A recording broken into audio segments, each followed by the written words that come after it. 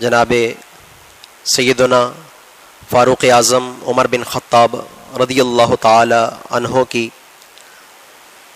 ذات بابرکات کو خراج عقیدت اور خراج تحسین پیش کرنے کے لیے آج یہ محفل منعقد کی گئی ہے، اور اس محفل سے استاد العلماء ممتاز عالم دین حضرت علامہ مولانا محمد علی قادری صاحب دامت برکاتہ العالیہ خطاب فرمائیں گے۔ اس سے قبل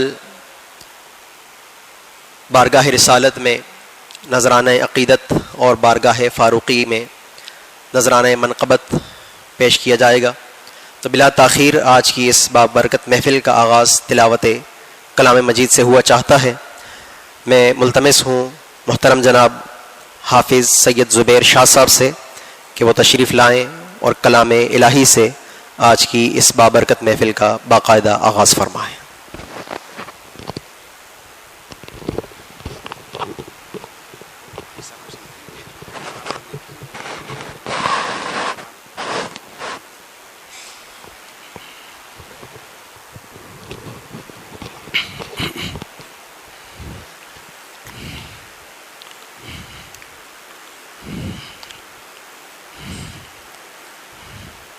أعوذ بالله من الشيطان الرجيم بسم الله الرحمن الرحيم فاذكروني أذكركم واشكروا لي ولا تكفرون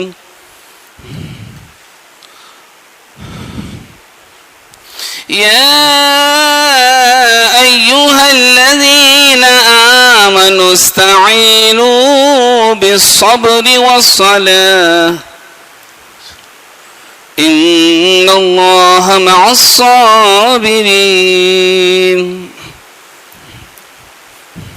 ولا تقولوا لمن يقتل في سبيل الله أموات بل أحياء ولكن لا تشعرون ولنبلونكم بشيء من الخوف والجوع ونقص من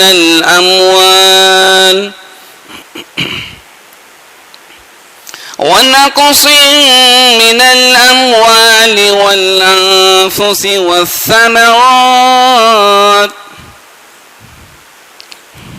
وبشر الصابرين الذين إذا أصابتهم مصيبة قالوا إنا لله وإنا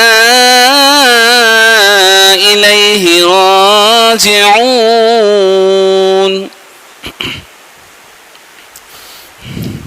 أولئك عليهم صلوات من ربهم ورحمة وأولئك هم المهتدون صدق الله العظيم۔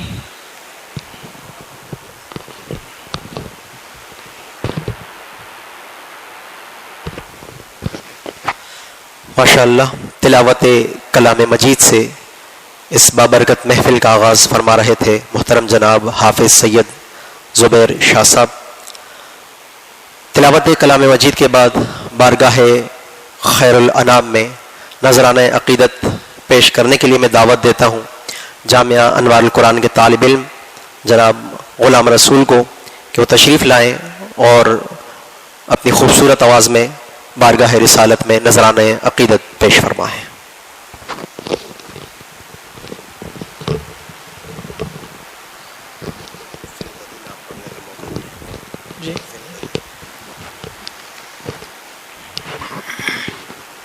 جی صلی اللہ علیہ یا رسول اللہ وسلم علیک یا حبیب اللہ.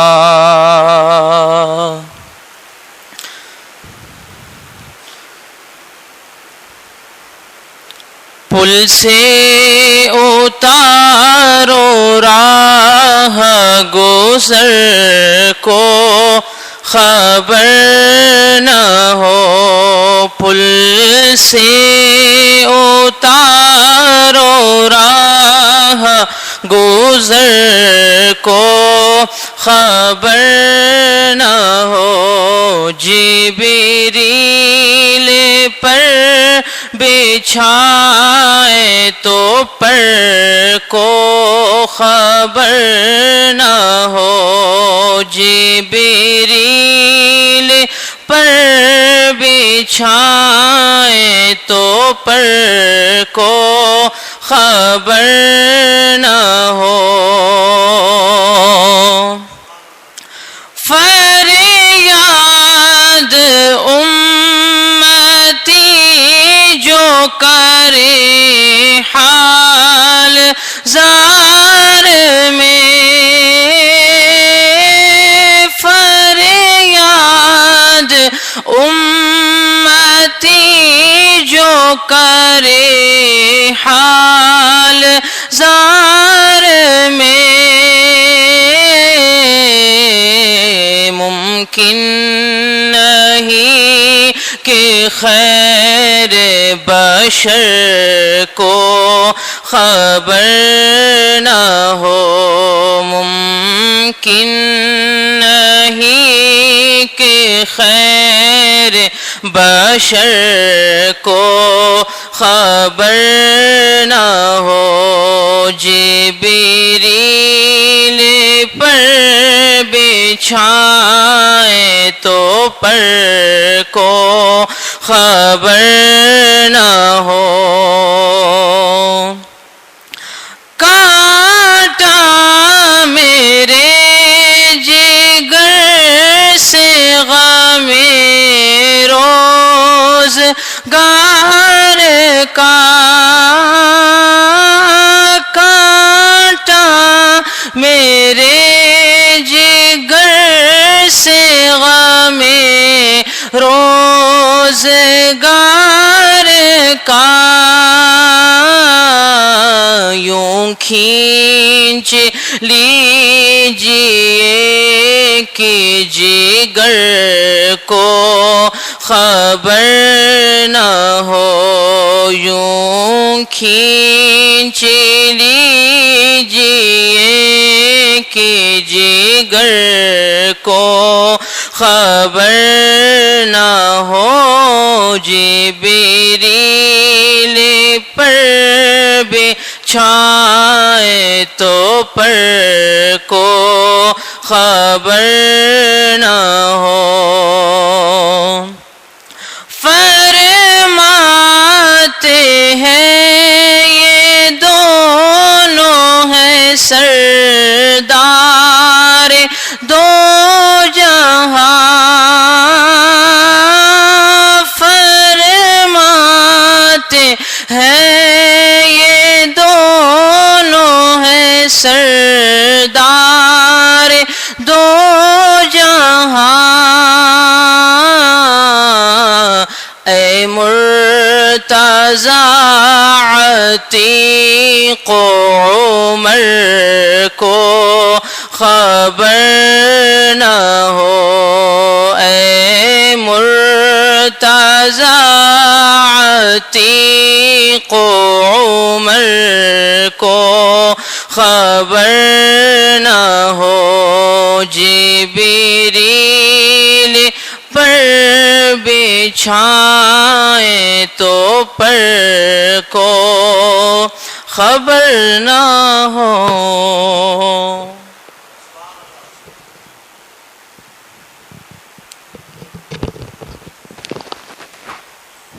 جامعہ انوار القرآن کے طالب علم جناب غلام رسول بارگاہ رسالت میں اپنے مخصوص انداز میں خوبصورت آواز میں نذرانہ عقیدت پیش فرما رہے تھے۔ ان کے بعد جامعہ ہی کے ایک اور طالب علم جناب فرید الدین صدیقی کو میں دعوت دیتا ہوں کہ تشریف لائیں اور نذرانہ نعت اور نذرانہ منقبت پیش فرمائیں۔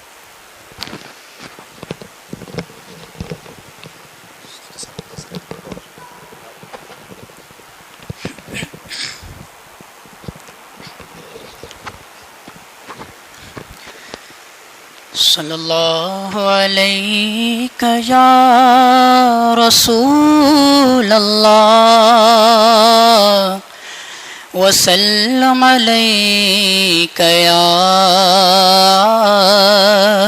حبیب اللہ۔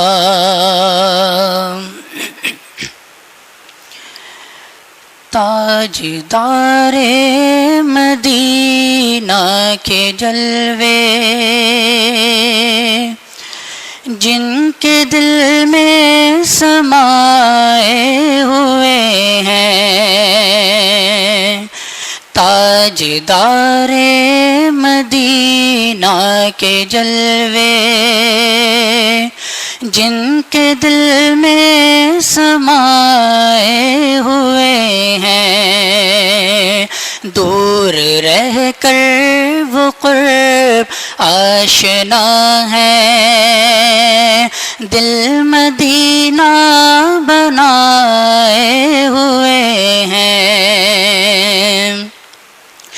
30 پاروں میں جو کچھ لکھا ہے سر بسر سیرت مصطفیٰ ہے۔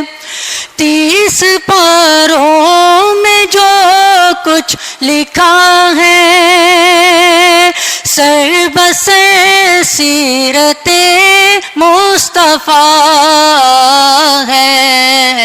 ان کی سیرت میں جو ڈھل گیا ہے، ان کی سیرت میں جو ڈھل گیا ہے، اس پہ رحمت کے سائے ہوئے ہیں۔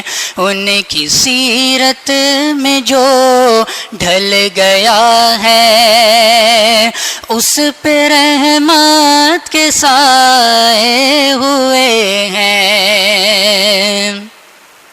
جن کو ان کی توجہ نے پالا، ان کی رحمت نے جن کو نوازا، جن کو ان کی توجہ نے پالا، ان کی رحمت نے جن کو نوازا۔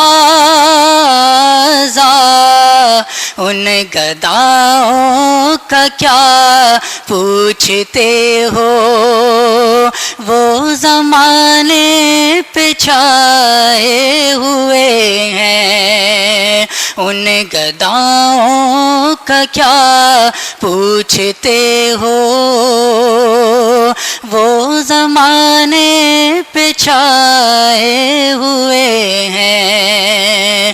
دور رہ کر وہ قرب آشنا ہے، دل مدینہ بنائے ہوئے ہیں۔ آل اطہر کا صدقہ عطا ہو، مفلسی کا ہماری بھلا ہو۔ آل اطہر کا صدقہ عطا ہو، مفلسی کا ہماری بھلا ہو۔ یا نبی آپ کے در پہ ہم بھی کاسے دل بچھائے ہوئے ہیں۔ یا نبی آپ کے در پہ ہم بھی کاسے دل بچھائے ہوئے ہیں، تاجدار مدینہ کے جلوے جن کے دل میں سمائے ہوئے ہیں۔ صلی علی نبینا صلی علی محمد صلی علی شفیعنا صلی علی محمد۔ نہیں خوش بخت محتاجان عالم میں کوئی ہمسا، نہیں خوش بخت محتاجان عالم میں کوئی ہمسا، نہیں خوش بخت محتاجان عالم میں کوئی ہمسا، ملا تقدیر سے حاجت روا فاروق اعظم سا، ملا تقدیر سے حاجت روا فاروق اعظم سا، تیرے جود و کرم کا کوئی اندازہ کرے کیوں کر، تیرے جود و کرم کا کوئی اندازہ کرے کیوں کر، تیرا ایک ایک گدا فیض و سخاوت میں ہے حاتم سا، تیرا ایک ایک گدا فیض و سخاوت میں ہے حاتم سا، تمہارے در سے جھولی بھر مرادیں لے کے اٹھیں گے، تمہارے در سے جھولی بھر مرادیں لے کے اٹھیں گے، نہ کوئی بادشاہ تم سا، نہ کوئی بے نوا ہم سا، نہ کوئی بادشاہ تم سا، نہ کوئی ہم نوا تم سا، نہیں خوش بخت محتاجان عالم میں کوئی ہمسا، ملا تقدیر سے حاجت روا فاروق اعظم سا۔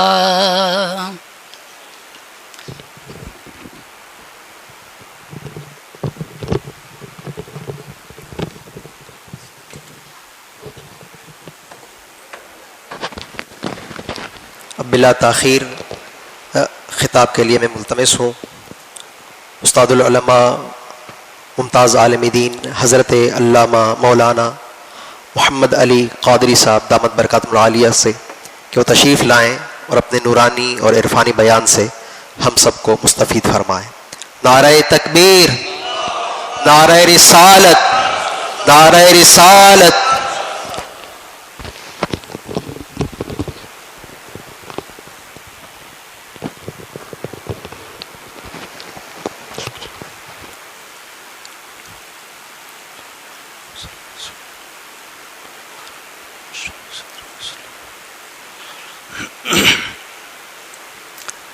الحمد لله نحمده ونستعينه ونستغفره ونؤمن به ونتوكل عليه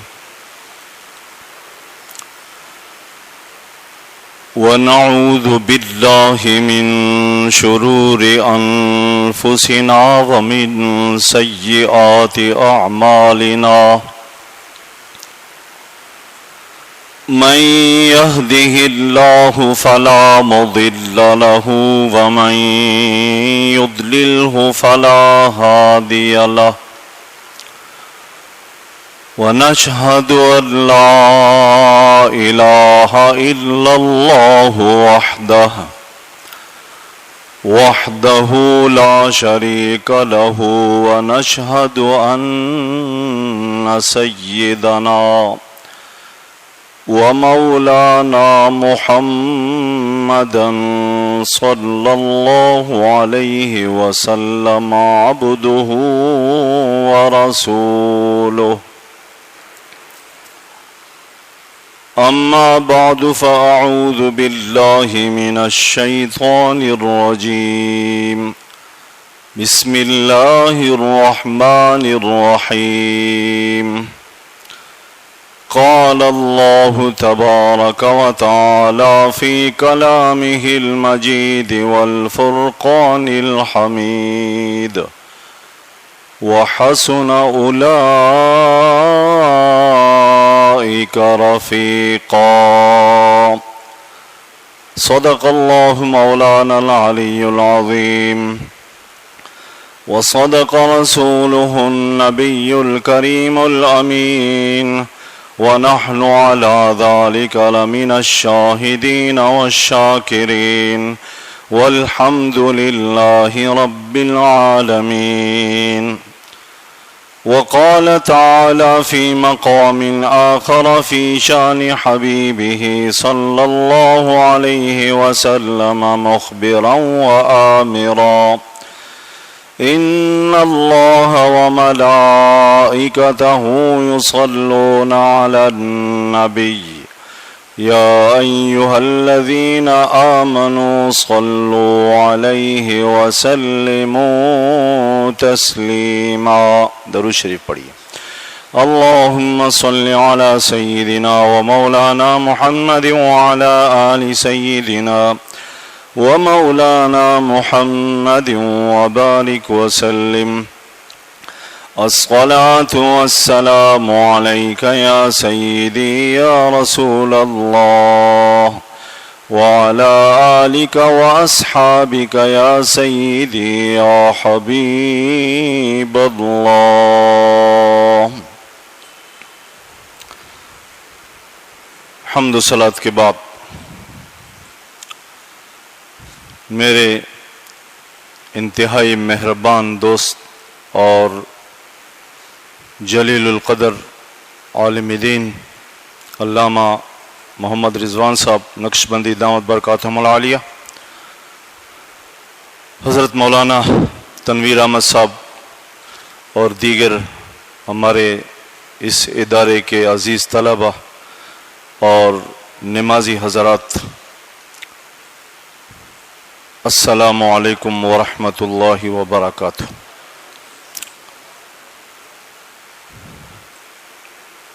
میں اور آپ سب خوش قسمت ہیں کہ تھوڑی دیر کے لیے اللہ کے مقدس گھر، جو کائنات میں سب سے افضل جگہ ہوا کرتی، وہاں پر اللہ تعالیٰ اور اس کے نیک بندوں کی یاد اور تذکرے کے حوالے سے تھوڑی دیر کے لیے صحیح ہم سب کو بیٹھنا نصیب ہو رہا ہے۔ میں خاص کر حضرت محترم علامہ صاحب کا اور مسجد انتظامیہ کا انتہائی مشکور ہوں کہ مجھے انہوں نے آپ حضرات کے سامنے بات کرنے کا موقع عنایت فرمایا۔ میں سادہ سے انداز سے آپ حضرات سے چند باتیں کروں گا۔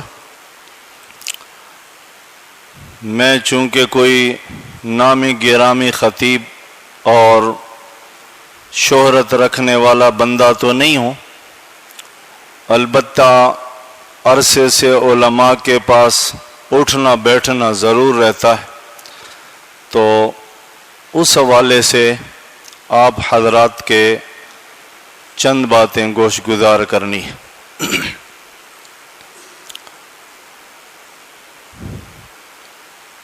سچی بات تو یہ ہے کہ یہ مقدس ہستیاں جن کے تذکرے سننے سنانے کے لیے ہم یہاں جمع ہیں، انہیں اس کی ضرورت نہیں۔ ان کا شان، ان کا مرتبہ بہت بلند ہے، اور ہماری یہ ضرورت ہے کہ ہم ان مقدس ہستیوں کے ساتھ اپنی نسبت اور تعلق تازہ رکھیں، برقرار رکھیں، اسی میں ہماری بھلائی۔ بہت سے ہمارے ایسے لوگ بھی ہوتے ہیں جو یہ سوچتے ہیں کہ آخر یہ بزرگ ہستیوں کے حوالے سے پروگرام کیے جانے کے بجائے کیوں نہ ہمیں کوئی نماز روزے حج زکوٰۃ کی باتیں سنا دی جاتی، اور اسی طرح دیگر جو مسائل ہے اس سے ہمیں آگاہ کیا جاتا۔ بارہا یہ سلسلہ چلتا رہتا ہے سال بھر میں۔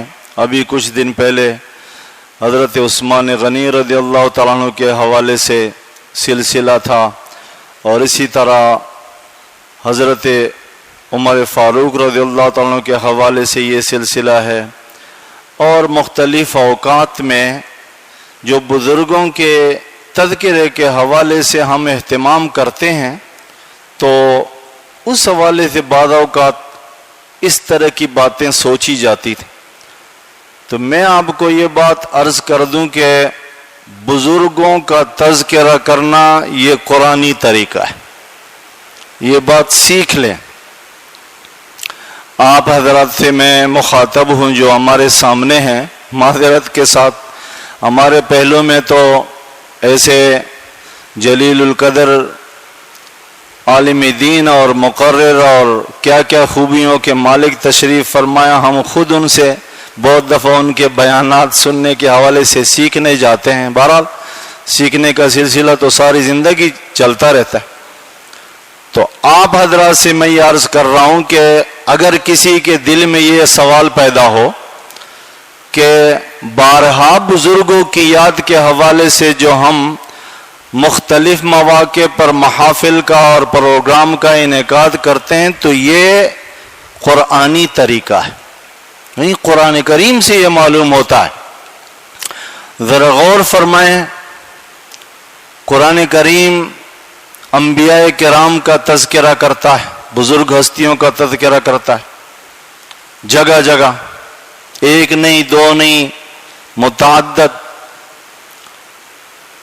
ابھی امام صاحب کے پیچھے ہم نماز پڑھ رہے تھے، تو جو انہوں نے آیت پڑھی محمد الرسول اللہ والذین معہ اشداء علی الکفار رحماء بینہم تراہم رکعا سجدا، تو یہ ہمارے پیارے نبی صلی اللہ علیہ وسلم کا ذکر ہے، آپ کے صحابہ کا ذکر ہے، اور ان کے جو اللہ رب العزت کے فرمان برداری کے مظاہر تھے ان کا ذکر ہے۔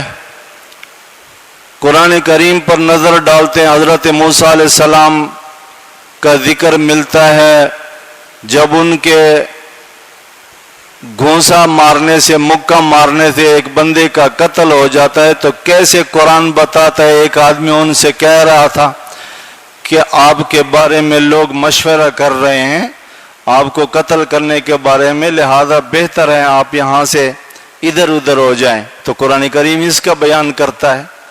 حضرت عیسیٰ علیہ السلام کے حواریوں کا ذکر کرتا ہے جو حضرت عیسیٰ علیہ السلام کی حکم کی پیروی کرتے تھے۔ حضرت موسیٰ علیہ السلام کے مقابلے پر پیش کیے جانے والے جادوگروں کا ذکر کرتا ہے جنہوں نے آن فان میں اتنا مضبوط ایمان لیا ہے حضرت موسیٰ علیہ السلام پر کہ فرعون کے لٹکائے جانے کی دھمکیاں ان کے لیے کوئی معنی نہیں رکھتی۔ اللہ رب العزت پر اتنا پختہ ایمان لیا۔ قرآن کریم اس کا ذکر کرتا ہے۔ قرآن کریم اصحاب کہف کا ذکر کرتا ہے، کیسے چند بندے ظالم بادشاہ کی ظلم سے اور بے دین بنانے سے مشورہ کر کے غار میں جا چھپے، اور پھر 300 سال سے زیادہ وہاں پر محو آرام رہے، ان پر نیند طاری کر دی گئی۔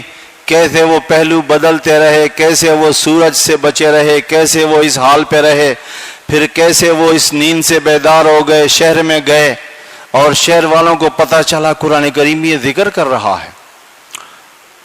اصحاب الاخدود کا ذکر کرتا ہے، کیسے ایک بادشاہ نے آگ جلائی اور بزور لوگوں کو ایمان سے روکنے کی کوشش کرنے لگا اور کہنے لگا یہ آگ کا گڑھا ہے، جو ایمان سے باز نہیں آتا اس گڑھے میں کود جائے یا پھر اپنا دین اور مذہب چھوڑ دے۔ وہ سورہ بروج میں جس کا ذکر ہے، اصحاب الاخدود النار ذات الوقود اذ ہم علیہا قعود، تو قرآن کریم ان کا ذکر کرتا ہے۔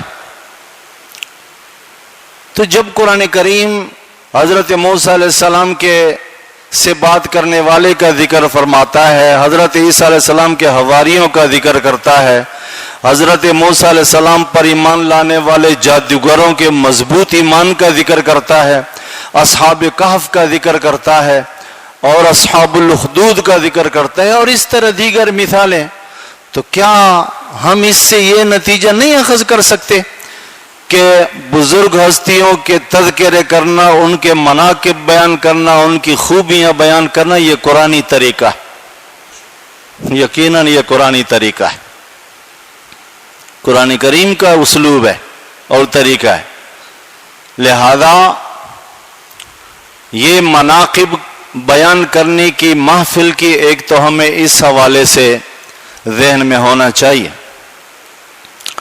دوسری بات جو میں اس حوالے سے عرض کرنا چاہتا ہوں وہ یہ ہے کہ یہ جو مناقب بیان کیے جاتے ہیں، فضائل بیان کیے جاتے ہیں بزرگوں کے حوالے سے، اس کے پیچھے مقصد یہ ہوتے کہ ان بزرگوں کی اہمیت، محبت اور عقیدت اور ان سے جو نسبت اور تعلق ہے وہ مضبوط ہو، ان کے مناقب اور محاسن سن کر بندہ ان کے عزت اور احترام اس کے دل میں زیادہ ہو، اور اس طرح سے ان سے تعلق بندے کا قوی ہو جائے، کیونکہ یہ نسبت اور تعلق یہ بہت بڑی چیز ہے، بہت بڑی چیز ہے۔ نعت شریف کس لیے سنائی جاتی ہے؟ اس لیے سنائی جاتی ہے کہ جب آپ صلی اللہ علیہ وسلم کے محاسن ایک بندے مومن سنتا ہے، کمالات سنتا ہے، تو اس کے دل میں محبت اور عقیدت بڑھتی ہے۔ تو جب بزرگوں کے محاسن بندہ سنتا ہے تو بندے کا تعلق پیدا ہوتا ہے، اور یہ تعلق اور نسبت بہت بڑی چیز ہے۔ مجھے بار بار حضرت مجدد صاحب رحمہ اللہ کا یہ قول یاد آ رہا ہے جو میں نے ایک دفعہ پڑھا تھا اور مجھے بڑا دل لگا۔ آپ فرماتے ہیں کہ ہمارے نزدیک نسبتوں کی بڑی قدر ہے۔ نسبت، جب کسی چیز کے بارے میں کہا جائے کہ یہ اللہ کے محبوب بندے کا طریقہ ہے، یہ ہوتی ہے وہ نسبت اور تعلق، اس کی بڑی قدر و منزلت ہے۔ رسول اللہ صلی اللہ علیہ وسلم کے بارے میں جب ہمیں معلوم ہو جائے کہ یہ آپ صلی اللہ علیہ وسلم کی طرف منسوب ہے یہ کام، تو یہ بہت بڑی چیز ثابت ہوتی ہے ان کے نزدیک۔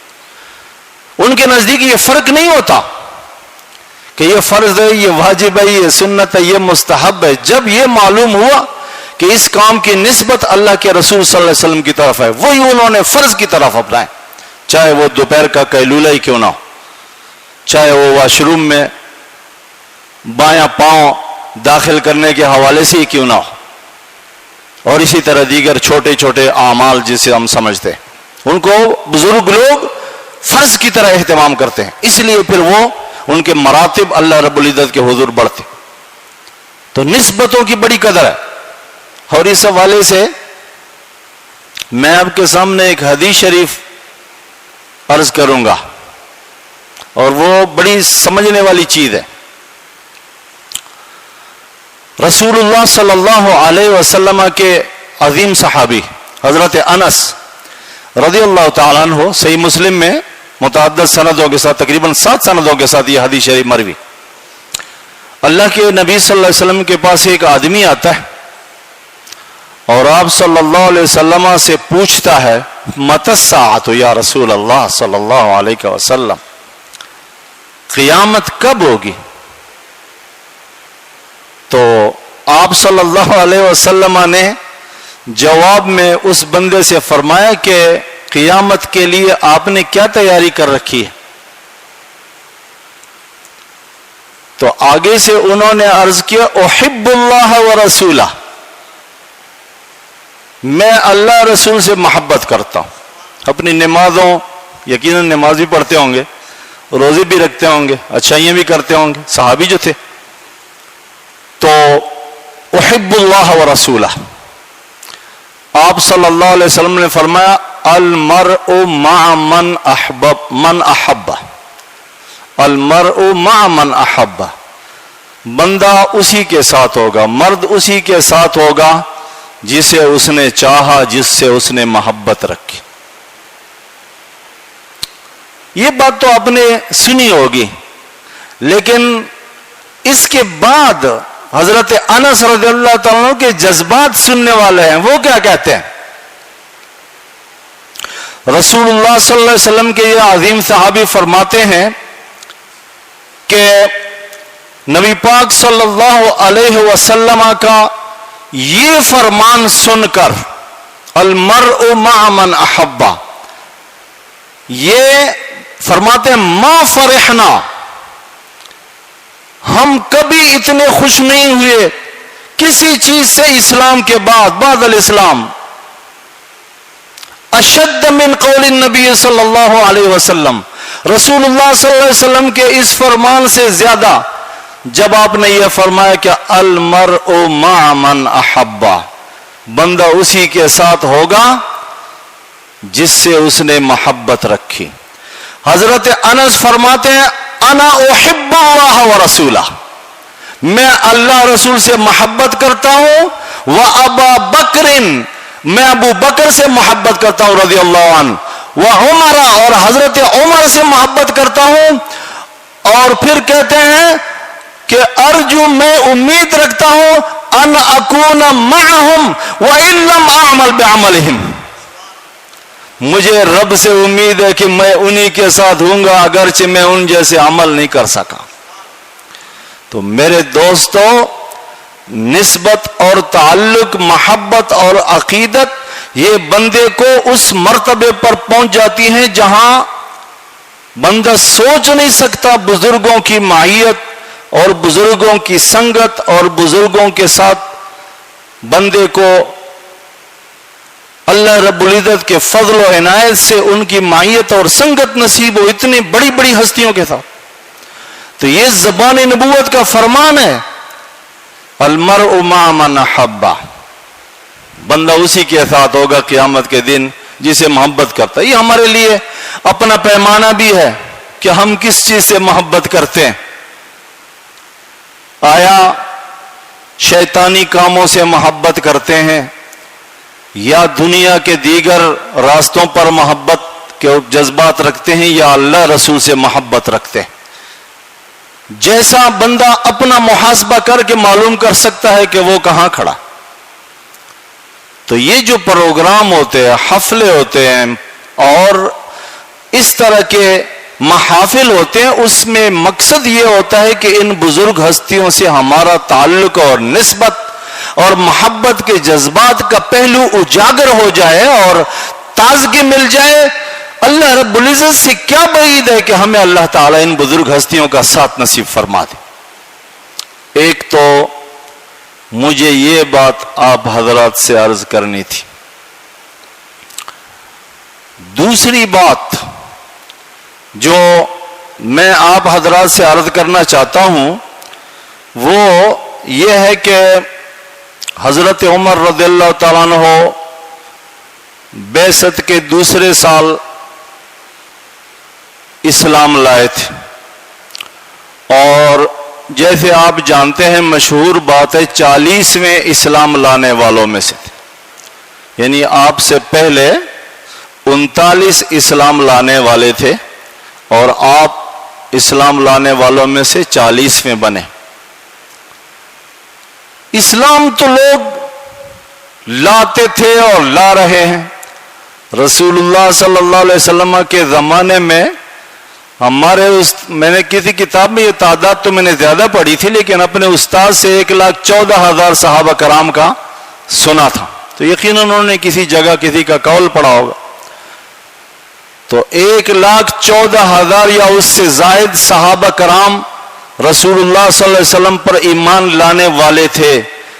لیکن میرے دوستو، جو ایمان حضرت عمر رضی اللہ تعالیٰ عنہ لائے تھے اس کی مثال کائنات میں ملنا مشکل ہے. یہ ان کو امتیاز حاصل ہے. اب آپ سوچ رہے ہوں گے کہ حضرت عمر کے ایمان لانے کا واقعہ تو مشہور ہے، سننے کو ملتا ہے. حضرت عمر رضی اللہ تعالیٰ عنہ تلوار لے کر یہ سوچ کر آپ صلی اللہ علیہ وسلم کی طرف جا رہے تھے کہ آپ کے اس مشن کی وجہ سے قریش میں اختلاف پڑ گیا اور گھر گھر دشمنیاں پیدا ہو رہی ہیں، کیوں نہ آپ صلی اللہ علیہ وسلم کو ختم کر کے رکھ دیا جائے الیاذ باللہ، اور اس طرح اس مشن کو ناکام کیا جائے. راستے میں ایک بندہ ملتا ہے نعیم بن عبداللہ النحام جس کو کہا جاتا، وہ ملتے ہیں جس نے ابھی اسلام کا اعلان نہیں کیا تھا لیکن دل میں اسلام کی حقانیت جاگزی تھی، قبول کر چکا تھا. کہنے لگا آپ اس ہستی کے پاس جا رہے ہیں اور اپنے گھر کی اپنا بہنوئی سعید ابن زید اور آپ کی بہن فاطمہ رضی اللہ عنہما. سعید ابن زید، یہ وہی سعید ابن زید ہے جو آپ کے مسجد میں دائیں بائیں اگر آپ دیکھتے ہیں تو عشرہ مبشرہ میں ان کا نام ہے. وہ شیخ جو ہے اس مسجد کے جو بانی اور آباد کرنے والے، کیسے انہوں نے خوبصورت بات دیکھی. میں جب بھی آتا ہوں اس مسجد میں اس عشرہ مبشرہ کے ناموں پہ ایک نظر ضرور ڈالتا ہوں، کیونکہ میرا یقین ہے، میں نے ایک بزرگ کا قول پڑھا ہے کہ بزرگ ہستیوں کے اگر بندہ صرف نام بھی اپنے دل و دماغ میں بسا دے اس میں بھی بندے کے لیے خیر ہے. ذرا سوچئے جب میدان محشر سجا ہوگا اور بندے کو کسی اللہ والے کی تلاش ہوگی تو نام اور پتہ اور اس طرح کے اگر معلومات نہیں ہوگی تو بندہ کیسے ان کے نزدیک اور ان کے گروہ اور ان کی نسبت کے ساتھ جو ہے وہ میدان محشر میں کوئی سہارا تلاش کر سکے گا. تو یہ آپ دیکھ رہے ہیں عشرہ مبشرہ 10 ہستیاں جن کو رسول اللہ صلی اللہ علیہ وسلم نے ان کی حیات مبارک میں جنت کی بشارت دی تھی. یہ وہی سعید ابن زید، حضرت فاطمہ، حضرت عمر رضی اللہ تعالیٰ کی بہنوئی. پہلے ان کی خبر لو.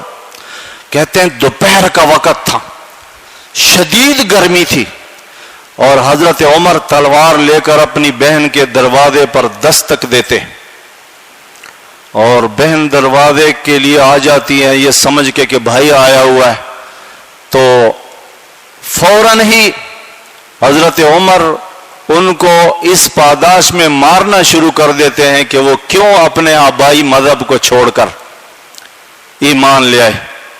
لیکن سننے والی بات، جو پلے باندھنے والی بات ہے، جب انہوں نے چند ضربیں اپنی بہن کو لگائی حضرت فاطمہ رضی اللہ عنہا کو، تو آپ نے فرمایا کہ بھائی صاحب یاد رکھو، تم جتنا بھی مجھے مارو، اپنی جان سے بھی اگر مجھے ختم کر دو اور قتل کر دو، پھر بھی میں نے اس مذہب سے باز نہیں آنا، اس دین سے باز نہیں آنا۔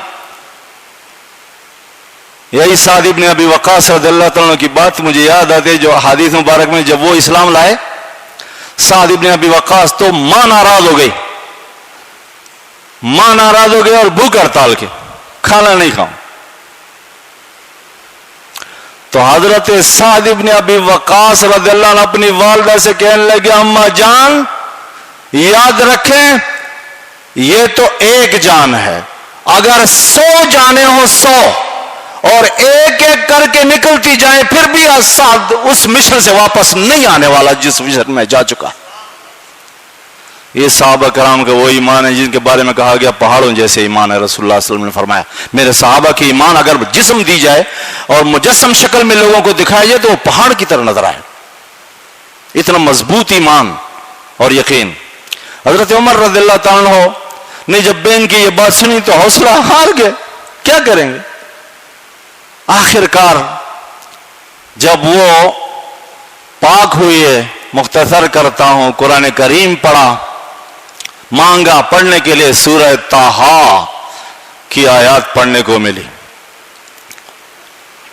طٰہٰ ما انزلنا علیک القرآن لتشقى الا تذکرۃ لمن یخشى تنزیلا ممن خلق الارض والسماوات العلی۔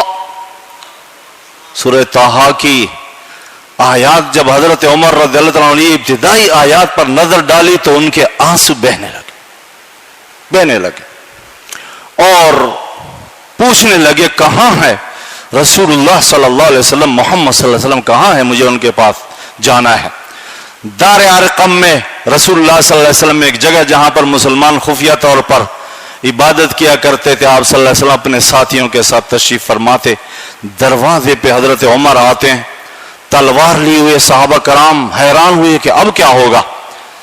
حضرت امیر حمزہ رضی اللہ تعالیٰ نے فرمایا آنے دو، دیکھتا ہوں اگر ایمان لاتا ہے تو بہت اچھی بات ہے، کامیابی اس کی مقدر ہے، لیکن اگر وہ رسول اللہ صلی اللہ علیہ وسلم کو نقصان پہنچانے کے درپا ہے تو میں اسی کی تلوار اس سے چھین کر اس کی جان لے لوں گا۔ میں دیہاتی آدمی ہوں اور جب یہ بات میں نے پڑھی تو مجھے اس بات پر بڑا پکا یقین ہو گیا کہ لوگوں کے جذبات الگ الگ ہوتے ہیں۔ بعض لوگ بڑے بہادر ہوتے ہیں، حضرت عمر بہادری کے لحاظ سے عرب معاشرے میں بڑی شہرت رکھتے تھے، دیہاتوں میں بھی بڑے لوگ بہادر ہوتے ہیں۔ بعض لوگ اتنے بہادر ہوتے ہیں کہ ایک آدمی خالی ہاتھ تھا، ایک آدمی کے پاس کلاشنکوف تھا اور دونوں آپس میں لڑ پڑے اور اس آدمی نے جو خالی ہاتھ تھا اس سے کلاشنکوف چھین لیا اور اس کو بولا اب بتاؤ، وہ آگے سے پھر ہاتھ جوڑنے لگے، انہوں نے ٹھیک ہے معاف کر۔ تو حضرت صدیق اکبر رضی اللہ تعالیٰ جب گئے، دو صحابہ نے ان کو دونوں طرف سے ہاتھوں سے پکڑا اور رسول اللہ صلی اللہ علیہ وسلم کے پاس لے کر آئے۔ آپ صلی اللہ علیہ وسلم کے پاس آئے تو آپ صلی اللہ علیہ وسلم نے ان کے چادر کو جھٹکا دیا اور اسلم یا عمر ابن الخطاب رضی اللہ تعالیٰ کے الفاظ آپ صلی اللہ علیہ وسلم کی زبان مبارک سے نکلے، اسلام قبول کر اے عمر خطاب کے بیٹے۔ اور آپ صلی اللہ علیہ وسلم نے پھر وہی دعا دہرائی جو آپ صلی اللہ علیہ وسلم نے ایک دن پہلے اللہ رب العزت کے حضور کی تھی کہ اللہم اعز الاسلام بعمر ابن الخطاب اور بعمر ابن ہشام، بعض روایات میں ہے، اور ابن مسعود رضی اللہ عنہ کی روایت میں صرف حضرت عمر رضی اللہ تعالیٰ کا ذکر ہے، اللہم اعز الاسلام بعمر ابن الخطاب رضی اللہ تعالیٰ عنہ۔ پھر اللہ کے رسول صلی اللہ علیہ وسلم نے بارگاہ الہی میں دعا کی اللہم اہد قلبہ، اے اللہ اس کے دل کو ہدایت عطا فرما، اور اس دعا میں ایسے الفاظ فرمائے کہ اے اللہ جو بھی عمر کے بیٹے میں کھوٹ اور نامناسب باتیں ہیں اسے ایمان سے تبدیل فرما۔ ایمان لے حضرت عمر رضی اللہ عنہ نے شہادت کا کلمہ پڑھا۔ یہ بات تو میں نے نارمل آپ کو سنائی کہ آپ کو پتہ ہے بیشتر لوگوں کو، لیکن ہم تو اپنا ایمان تازہ کرتے ہیں۔ اس کے بعد کی جو بات ہے وہ میں آپ کو بتانے والا۔ ایمان تو لوگ لاتے ہیں، لاتے رہیں گے قیامت تک، یہ سلسلہ جب تک اللہ رب العزت کی حکمت ہوگی لاتے رہیں گے، لیکن ایسا ایمان جیسے حضرت عمر رضی اللہ تعالیٰ عنہ لائے، اس کی نظیر اس حوالے سے نہیں ہے کہ اسی وقت جب حضرت عمر رضی اللہ تعالیٰ عنہ کلمہ شہادت پڑھ رہے تھے، حضرت جبریل علیہ السلام نبی پاک صلی اللہ علیہ وسلم کے پاس آئے اور کہنے لگے یا محمد استبشر اہل السماء باسلام عمر، آسمان والے خوشیاں منا رہے ہیں حضرت عمر رضی اللہ عنہ کے اسلام لانے پر. آسمان والے خوشی منا رہے ہیں. آسمان والے، آسمان پہ کتنے لوگ ہیں، کتنے مخلوق ہیں. ہمارے پیارے نبی صلی اللہ علیہ وسلم نے ایک موقع پر فرمایا میں دیکھ رہا ہوں کہ پورے آسمان پر 4 انگلیوں کے برابر جگہ خالی نہیں ہے مگر اللہ تعالیٰ کا نوری مخلوق اور فرشتے وہاں پر اللہ رب العزت کی عبادت میں مصروف ہے اور موجود ہے. وہ سب یہ ذکر نہیں ہے کہ کون سے ملائکہ نے خوشی منائی، اہل السماء سارے آسمان والے حضرت عمر رضی اللہ تعالیٰ کے اسلام لانے پر خوشیاں منا رہے ہیں. ایسا ہمارے نظر میں نہیں گزرا کہ کوئی اسلام لانے والے تو بہت ہوئے کہ کسی اسلام لانے پر حضرت عمر کی طرح حضرت جبریل آئے ہوں اور فرمایا ہو کہ آسمان والے اس فلاں مسلمان کے مسلمان ہونے پر خوشیاں منا رہے ہیں. یہ اعزاز حضرت عمر رضی اللہ تعالیٰ عنہ کو نصیب ہوا. ایسی بے مثال ہست. یہی وجہ ہے کہ جبریل علیہ السلام حضرت عمر رضی اللہ تعالیٰ عنہ سے خاص محبت فرماتے تھے، خاص محبت فرماتے تھے. اور میں نے پڑھا کہ رسول اللہ صلی اللہ علیہ وسلم کے ذریعے سے حضرت عمر رضی اللہ عنہ کو سلام بھجواتے تھے. واہ کیا بات ہے. اللہ رب العزت خالق کائنات، سب سے مقرب فرشتہ، نبیوں پر وحی لانے والا، وہ حضرت عمر رضی اللہ تعالیٰ کے بارے میں اللہ کے رسول صلی اللہ علیہ وسلم سے ایک موقع پر فرمائے کہ حضرت عمر سے میرا سلام کہنا. کس موقع پر فرمایا؟ میں نے پڑھا ایک تفسیر میں محی الدین محمد، جن کو شیخ زادہ کہا جاتا ہے، انہوں نے ایک حدیث شریف بیان کی اور فرماتے ہیں کہ ایک موقع پر رسول اللہ صلی اللہ علیہ وسلم سے حضرت عمر نے پوچھا کہ ملائکہ کی صلاۃ کیسی ہے. طلباء بیٹھے ہوئے ہیں، یہ تو ہم بتاتے رہتے ہیں طلباء کو کہ صلاۃ جو ہے اس کا لغوی معنی دعا ہے، اور جب اس کی نسبت اللہ رب العزت کی طرف ہوتی ہے تو رحمت کا نزول ہوتا ہے، جب فرشتوں کی طرف ہوتی ہے استغفار ہوتا ہے، جب وحوش طیور کی طرف ہوتا ہے تو تسبیح تعلیل ہوتی ہے، جب انسانوں کی طرف صلاۃ کی نسبت ہوتی ہے تو اس کا مطلب ہوتا ہے طلب رحمت. یہ تو بتائی جاتی ہیں طلباء کو باتیں. لیکن یہاں پر حضرت عمر رضی اللہ تعالیٰ عنہ نے جب پوچھا کہ ملائکہ کی صلاۃ کیا ہے، کیسے ملائکہ صلاۃ پڑھتے ہیں یا صلاۃ کہتے ہیں، تو رسول اللہ صلی اللہ علیہ وسلم نے اس موقع پر اپنی حکمت کے مطابق کوئی جواب نہیں دیا، خاموش ہو گئے آپ صلی اللہ علیہ وسلم. تھوڑی دیر کے بعد حضرت جبریل علیہ السلام آپ صلی اللہ علیہ وسلم کے پاس آئے اور آپ صلی اللہ علیہ وسلم سے کہنے لگے حضرت عمر رضی اللہ تعالیٰ عنہ نے آپ سے یہ بات پوچھی تھی کہ ملائکہ کی صلاۃ کیا ہے. جبریل کہنے لگے حضرت عمر کو میرا سلام کہنا اور ساتھ ہی بتانا کہ پہلے آسمان کے ملائکہ کی صلاۃ کا حال یہ ہے کہ وہ سب کے سب اللہ تعالیٰ کے حضور سجدے میں ہیں اور ان کی صلاۃ ہے سبحان ذی الملک والملکوت. وہ جو آپ کو تسبیح تراویح کے حوالے سے کلمات پڑھائے جاتے ہیں، آپ کو تو قدر نہیں تھی پتہ اس کی، لیکن میں تو یہ پڑھ کر بڑے حیرت میں پڑھا گیا. اوہ ہمارے علماء نے کیسے یہ کلمات لوگوں کے ذہنوں میں ڈال دیے. حقیقت یہ کہ اہل سنت کے سارے معمولات قرآن و حدیث ہے، کسی کی رسائی ہے کسی کی نہیں ہے. یہ جو ہم امام صاحب دعا کرتے ہیں اور سبحان ربک رب العزت عما یصفون وسلام علی المرسلین والحمدللہ رب العالمین، بعض لوگوں کے دل میں یہ بات ہے، ہم منفی ذہن والے زیادہ ہوتے ہیں، بعض لوگ سوچتے ہیں یہ کیوں ایسا پڑھتے ہیں نماز، کیا اور آیتیں نہیں پڑھ سکتے؟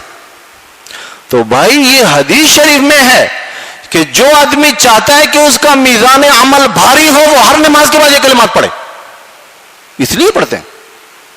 کون نہیں چاہتا اس کا میزان عمل بھاری ہو جائے؟ تو حضرت جبریل علیہ السلام نے آپ صلی اللہ علیہ وسلم سے فرمایا کہ آپ حضرت عمر کو میرا سلام کہیے اور سلام کے بعد ان کو بتائیے کہ پہلے آسمان کے سارے ملائکہ قیامت تک اللہ رب العزت جب تک چاہے گا قیامت تک سجدے میں ہے اور اللہ رب العزت کی یہ صلاۃ اور یہ تسبیح پڑھتے ہیں سبحان ذی الملک والملکوت.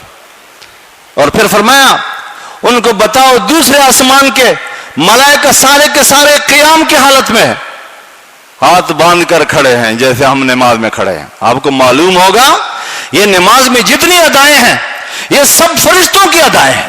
اللہ رب العزت نے اس عظیم نبی کی امت کو ایک نماز میں وہ ساری خوبیاں یکجا کر کے عطا فرما دی جو مختلف ملائکہ مختلف اوقات میں مختلف پوزیشنوں میں ادا کر.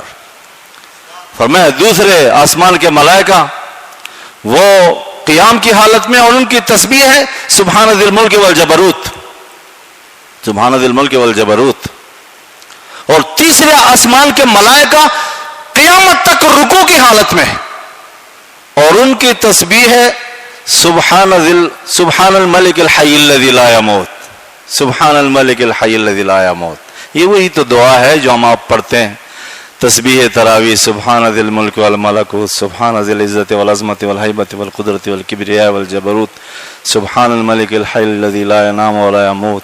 ہم تھوڑا اور کلمات پڑھتے ہیں, وہ اور بھی متبرک کلمات ہیں, لیکن اس سے معلوم ہوتا ہے کہ یہ کتنے عظیم کلمات ہیں. تو حضرت عمر کو جبریل سلام کہتے تھے, کتنی بڑی بات ہے. مقرب فرشتہ اللہ کے رسول صلی اللہ علیہ وسلم کے ذریعے سے حضرت جبریل کو سلام کہے, واہ.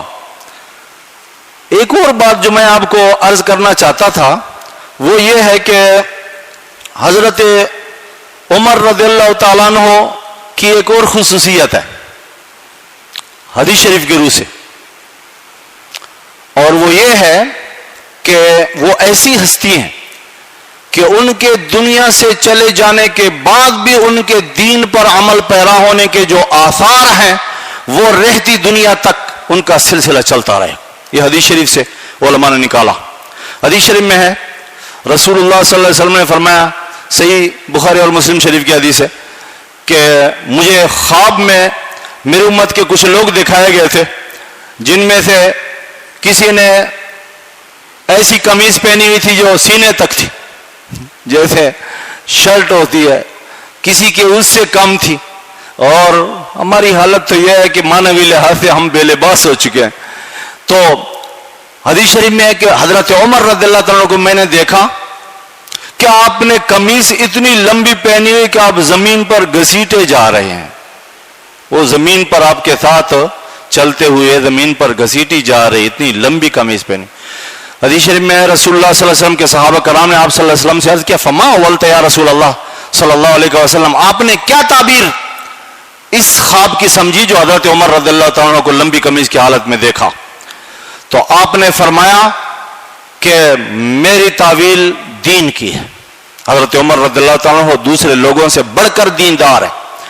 یہاں پر شارح مسلم علامہ نووی رحمہ اللہ نے لکھا ہے کہ یہاں دو چیزیں ہیں, ایک ہے قمیض کا لمبی قمیض پہننا, اور ایک ہے اس قمیض کا زمین پر گھسیٹے چلے جانا.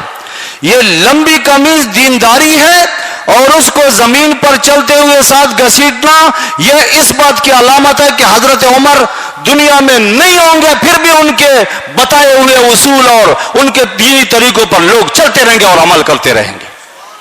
یہی وجہ ہے کہ میں نے سنا علامہ صاحب بیان فرما رہے تھے, میں کوئی تعریف اور خوشامد والی بات نہیں, ہمارے بھائی ہے, دوست ہیں, انہوں نے بات کی جو بات بندے کے دل کو لگتی ہے وہ یہ ہے کہ فرماتے انگریز میں کئی ایسے ممالک ہیں کہ ان میں بھی عمر لا کے نام سے آج بھی ان کے بچوں کے جو خرچے اور پرورش کے حوالے سے حکومت اخراجات دیتی, یہ عمر لا کے نام سے حضرت عمر رضی اللہ تعالیٰ کی کوئی وہ ادب اور احترام کے حوالے سے نہ چاہتے ہوئے بھی انہوں نے ان اصولوں کو اپنایا. اور یہاں جو تراویح با جماعت اور قرآن پڑھتے ہوئے سننے سنانے کی سعادتیں اہل اسلام کو نصیب ہوتی ہیں وہ بھی حضرت عمر رضی اللہ تعالیٰ کا تو فیض ہے. اور یہ جو اذان 5 وقت دیتے ہیں مؤذن صاحب, یہ بات ہماری نظروں سے اوجھل ہے. ہم تو سوچتے ہیں عبداللہ ابن زید رضی اللہ تعالیٰ عنہ جب وہ حضور صلی اللہ علیہ وسلم کے پاس آئے اور کہا کہ میں نے رات کو خواب دیکھا کہ مجھے کوئی بندہ کہہ رہا ہے کہ اذان کے یہ کلمات لوگوں کو نماز کی عبادت کے لیے جمع کرنے کے لیے طریقہ اختیار کرو، تو رسول اللہ صلی اللہ علیہ وسلم نے تائید فرما دی، اللہ کے فرشتے تھے تمہیں اذان سکھانے کا طریقہ بتا گئے. بعین یہ کلمات حضرت عمر رضی اللہ تعالیٰ عنہ بھی خواب کی صورت میں دیکھ کر آئے تھے، لیکن سبقت اس صحابی نے کی تو حضرت عمر رضی اللہ تعالیٰ عنہ بھی اذان کے کلمات کو خواب میں دیکھنے والے کی سعادت پانے والے، اور یہ سلسلہ ان کے فیوز و برکات کا چل رہا ہے. حضرت عمر رضی اللہ تعالیٰ عنہ رسول اللہ صلی اللہ علیہ وسلم کی سنت کے پیروکار تھے، اور ایک بزرگ عالم کا یہ قول مجھے بڑا اچھا لگا. آپ فرماتے ہیں کہ یہ متبع سنت ہونا حضرت عمر کے بارے میں سینکڑوں کرامتوں سے بڑھ کر ہے. ہم تو حج کرامتوں کے متلاشی ہے، کون ہوا پہ اڑتا ہے، کون نہیں اڑتا، کون شف مار کر فلاں بیماری کو صحت دیتا ہے، کون نہیں دیتا، جیسے خدائی صفات ہو. لیکن رسول اللہ صلی اللہ علیہ وسلم کی سنت کا متبع ہونا، یہ انہوں نے کس حوالے سے کہا؟ کہتے ہیں حضرت عمر رضی اللہ تعالیٰ عنہ امیر المومنین تھے، جمعہ پڑھانے کے لیے جا رہے تھے، ایک دیوار کے سائے میں گزر رہے تھے، اوپر سے پرنالا تھا حضرت عباس رضی اللہ تعالیٰ عنہ کے گھر کا، جس کے اوپر ایک دو پرندے ذبح کیے گئے تھے. حضرت عمر جمعے کے لیے جا رہے تھے، اور جب اس پرنالے کے نیچے گزر رہے تھے تو ان پر خون کے قطرے گرے کپڑوں کے اوپر. جلال میں آ گئے، عبادت کے لیے جا رہے تھے، واپس آ گئے، اور ان کو یہ بات ناگوار گزری کہ اس طرح کے پرنالا راستے کی طرف بنا کر اسے لوگوں کو ایذا ہوتا ہے. تو آپ نے حکم دیا کہ اس پرنالے کو اتار دیا جائے. جب حضرت عباس رضی اللہ تعالیٰ عنہ کو یہ بات معلوم ہوئی تو انہوں نے حضرت عمر کو توجہ دلائی کہ یہ آپ نے کیا کیا.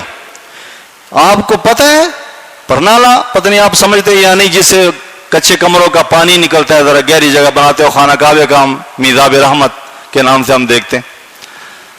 تو فرمایا آپ کو معلوم ہے یہ جو پرنالا تھا یہ تو رسول اللہ صلی اللہ علیہ وسلم نے اپنے دست مبارک سے یہاں نصب فرمایا تھا، اور آپ نے وہ چیز ہٹا دی.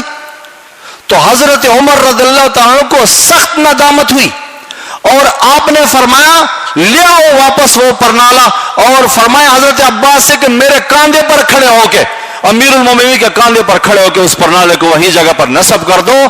اس طرح کے واقعے کے بارے میں انہوں نے لکھا ہے کہ یہ رسول اللہ صلی اللہ علیہ وسلم کی محبت اور پیروی میں آپ جو فدا ہے، تو یہ ایسی کرامت ہے کہ سینکڑوں کرامتیں اور طرف، اور یہ رسول اللہ صلی اللہ علیہ وسلم کی محبت اور عقیدت اور آپ کی پیروی کی جو کا جذبہ ہے وہ دوسری طرف. حضرت عمر رضی اللہ تعالیٰ امیر المومنین تھے. 23 لاکھ یا 24 لاکھ مربع میل کی زمین پر ان کی حکمرانی تھی، لیکن ان کی طبیعت میں عاجزی تھی، طبیعت میں عاجزی تھی.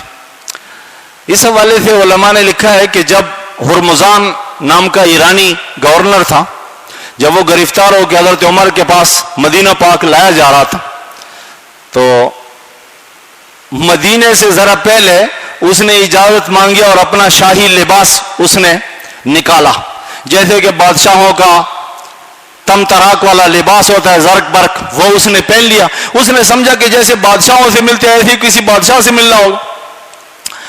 مسجد نبوی میں جب ملنے کے لیے گیا اس حال میں، تو دیکھا کہ وہاں تو چند آدمی بیٹھے ہیں جو کہ آپس میں آہستہ آہستہ باتیں کر رہے ہیں، اور حضرت عمر رضی اللہ تعالیٰ عنہ جو امیر المومنین تھے وہ اپنا زرہ کپڑا نما زرہ اپنے سر کے نیچے کر کے سیٹ پہ سو رہے تھے زمین پر.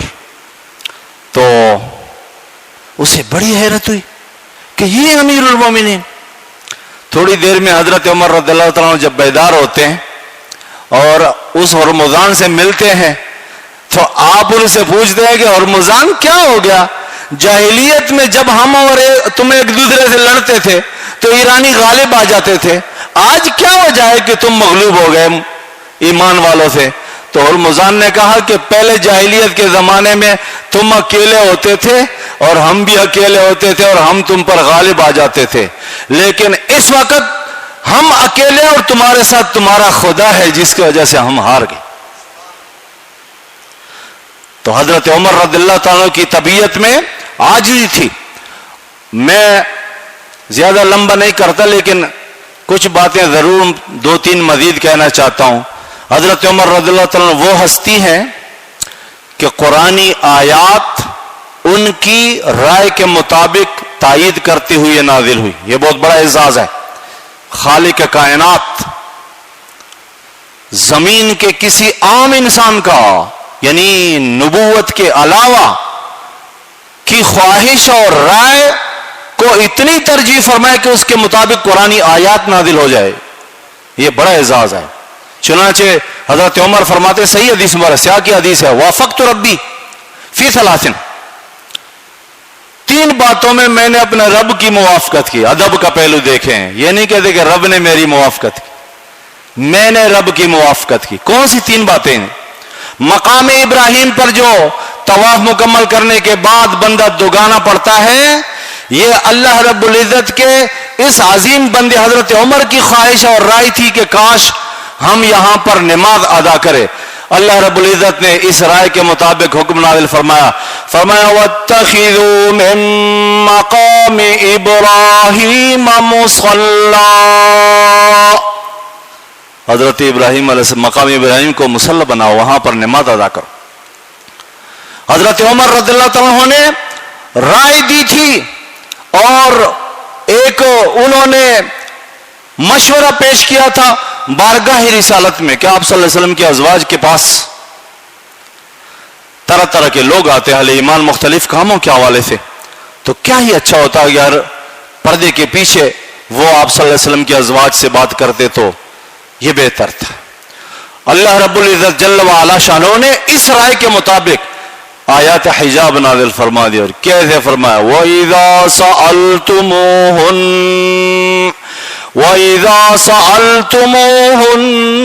فَاسْأَلُوهُنَّ مِنْ وَرَاءِ حِجَابٍ. جب نبی پاک صلی اللہ علیہ وسلم کے ازواج سے کوئی چیز مانگو سوال کرو تو پردے کے پیچھے سوال کرو. اسی طرح بدر کے قیدیوں کے بارے میں مشورہ ہوا. جو 70 کے قریب قیدی پکڑے گئے تھے, بڑے بڑے سردار تھے قریش کے, ان کے ساتھ کیا کیا جائے؟ مختلف رائے پیش کی گئی. کسی نے کہا یوں ہی چھوڑ دیا جائے, کسی نے کہا فدیہ لے کر چھوڑ دیا جائے. حضرت عمر کی رائے یہ تھی کہ ان کو قتل کر دیا جائے, کیونکہ اس کے پیچھے ان کی نظر یہ تھی کہ آج اگر ان کو چھوڑ دیا گیا تو انہوں نے آنے والے دنوں میں مزید جنگوں کو برپا کرنا ہے. اور پھر یہی ہوا, قیاس یہی تھا کہ یہ جو احد کا سلسلہ واقع ہوا وہ اسی کے نتیجے میں ہوا. بہرحال مشورہ ہوا اور اس مشورے کے مطابق فدیہ لے کر چھوڑ دیا گیا.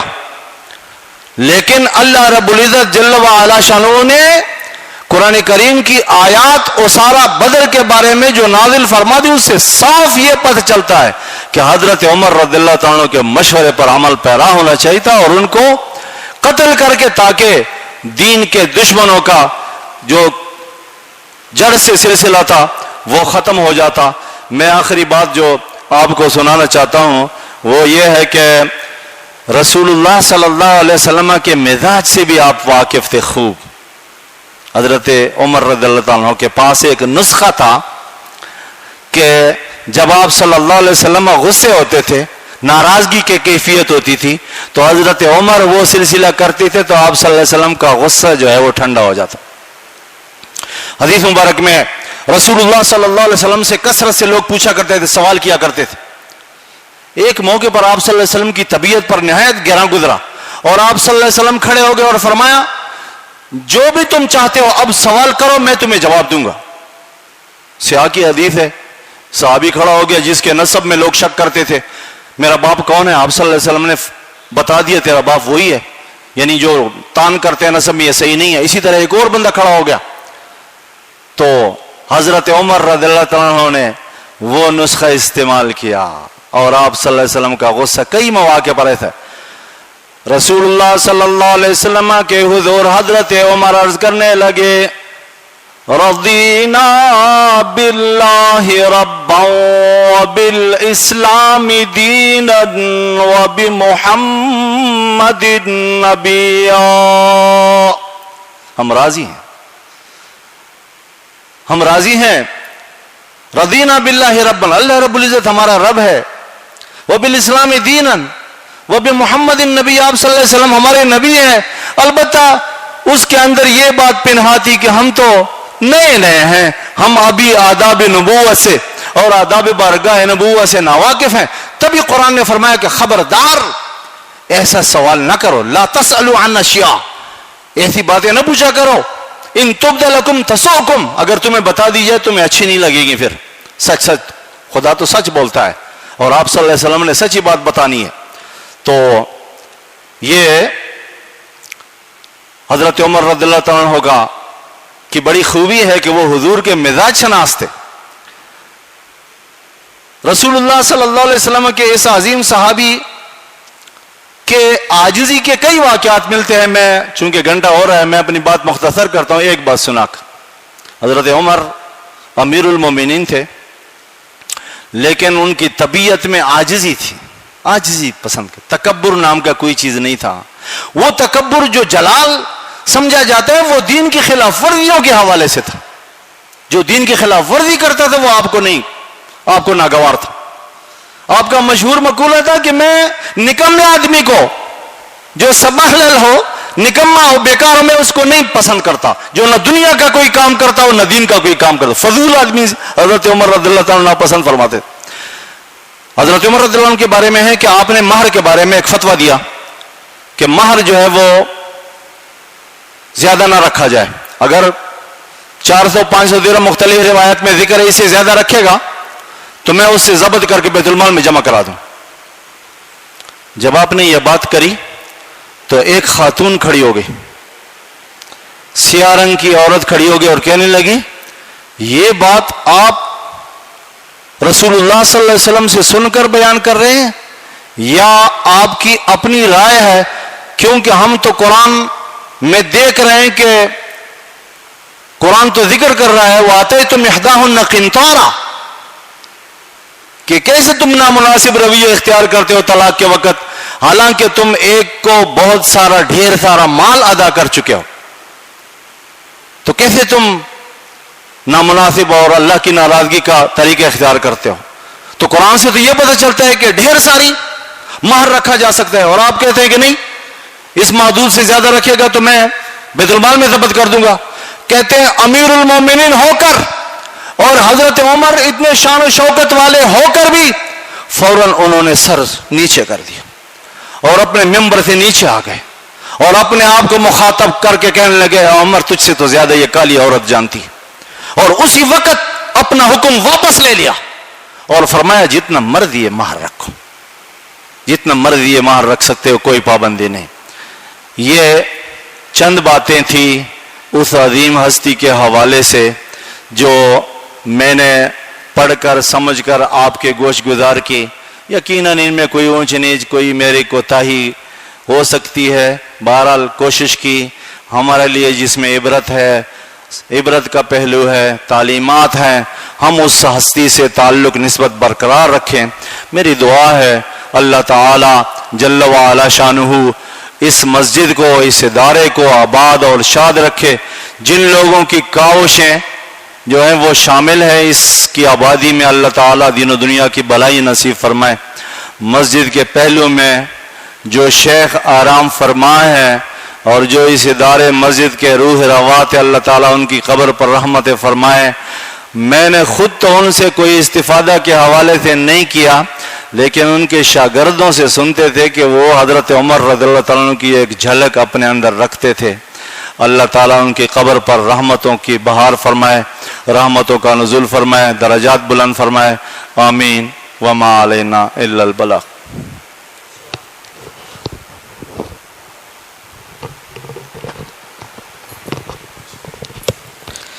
مصطفیٰ جان رحمت پہ لاکھوں سلام، مصطفیٰ جان رحمت پہ لاکھوں سلام، شمع بز میں ہدایت پہ لاکھوں سلام، سلام شمع بز میں ہدایت پہ لاکھوں سلام جس سوہانی گھڑی چمکا طیبہ کا چاند جس سوہانی گھڑی چمکا طیبہ کا چاند اس دل افروز ساعت پہ لاکھوں سلام مصطفیٰ جان رحمت پہ لاکھوں سلام شمع بز میں ہدایت پہ لاکھوں سلام ان کے مولا کے ان پر کروڑوں درود ان کے مولا کے ان پر کروڑوں درود ان کے اصحاب عطرت پہ لاکھوں سلام مصطفیٰ جان رحمت پہ لاکھوں سلام شمع بز میں ہدایت پہ لاکھوں سلام کاش محشر میں جب ان کی آمد ہو اور بھیجے سب ان کی شوکت پہ لاکھوں سلام تو مجھ سے خدمت کے قدسی کہے ہاں رضا مجھ سے خدمت کے قدسی کہے ہاں رضا مصطفیٰ جان رحمت پہ لاکھوں سلام شمع بز میں ہدایت پہ لاکھوں سلام الحمدللہ رب العالمین والصلاة والسلام علی سید الانبیاء والمرسلین وعلی آلہ وصحبہ اجمعین اللہم ربنا تقبل منا انکا انت السمیع العلیم وتب علینا یا مولانا انکا انت التواب الرحیم الہ العالمین مولا کریم یا رحمت الراحمین مالک مولا اس محفل پاک کو اپنی بارگاہ میں قبول فرما مولا کریم یا رحمت الراحمین جو ذکر خیر ہوا ہے جو واعظ و بیان ہوا نعت شریف پڑھی گئی منقبت ہوئی درود و سلام پیش کیا گیا یا رحمت الراحمین یہ سب کچھ اپنی بارگاہ میں قبول فرما یا اللہ یا رحمان الرحیم ہمیں جو کچھ ذکر خیر کیا گیا ہے جو واعظ و نصیحت ہوا اس پر عمل کرنے کی توفیق عطا فرما مولا کریم ان نیک بندوں سے محبت عطا فرما یا اللہ دنیا آخرت میں یا اللہ ان کی برکتیں عطا فرما ان کا وسیلہ عطا فرما ان مبارک ہستیوں کے صدقہ و طفیل ہماری دنیا آخرت کی مشکلیں آسان فرما الہ العالمین ہماری پریشانیاں دور فرما بیماروں کو شفا کاملہ صحت عاجلہ عطا فرما حاضرین میں جو بھی نیک جائز تمنا مراد لے کر آئے سب کی مرادیں پوری فرما